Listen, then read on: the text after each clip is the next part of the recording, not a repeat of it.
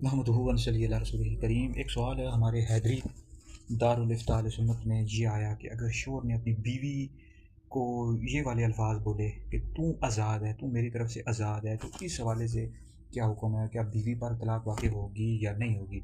भाई इस हवाले से हम हैदरी दारुल इफ्ता अहले सुन्नत का तहरीरी तौर पर फतवा जारी कर देंगे। अगर शोहर ने बीवी को ये अल्फाज बोले ना, तू मेरी तरफ से आज़ाद है, तू आज़ाद है, तो इससे तलाक बाइना वाक़ई हो जाएगी। तलाक बाइना का मतलब ये होता है कि औरत निकाह से फ़ौरन निकल जाती है। अब अगर वो दोबारा निकाह करना चाहता है तो इद्दत में भी निकाह कर सकता है और इद्दत के बाद भी कर सकता है, यानी अगर पहले उसने दो तलाक़ें नहीं दी हुई थी। अगर पहले दो दी हुई थी तो ये एक मिल कर के तीन हो गई, तो अब बगैर अल्लाह लेके उससे निकाह नहीं हो सकता। लेकिन बहरहाल अगर ये लफ्ज़ बोले उसने, तू मेरी तरफ से आज़ाद है, तू आज़ाद है, तो इसी तरह के बाइना वाक़ई हो जाएगी, औरत फ़ौरन निकाह से निकल जाएगी। अब इस हाल से दुर्र मुख्तार पढ़ लें, रद्दुल मुख्तार पढ़ लें, तनवीरुल अब्सार पढ़ लें, अंति हुर्रतुम इस के तहत आप पढ़ लें। ये सारी बहस फतावा शामी मौजूद है, दुर्र मुख्तार में, नूरुल अब्सार वगैरह में मौजूद है, ठीक है। अब तलाक़ बाइना की फिर आगे किस्में होती हैं। एक तलाक़ बाइना ख़फ़ीफ़ा होती है, एक तलाक़ मुग़ल्लज़ा होती है, ये पूरी आवाज़ मौजूद है।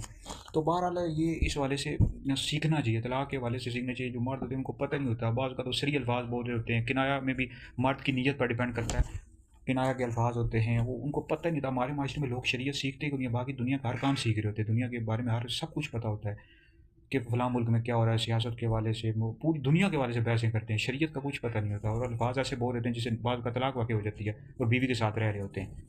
तो इस हवाले से हम हैदरी दारुल इफ्ता अहले सुन्नत का तहरीरी तौर पर फतवा भी जारी कर देंगे। कोई भी मसला हो आप पूछ सकते हैं, तलाक के हवाले से, निकाह के हवाले से।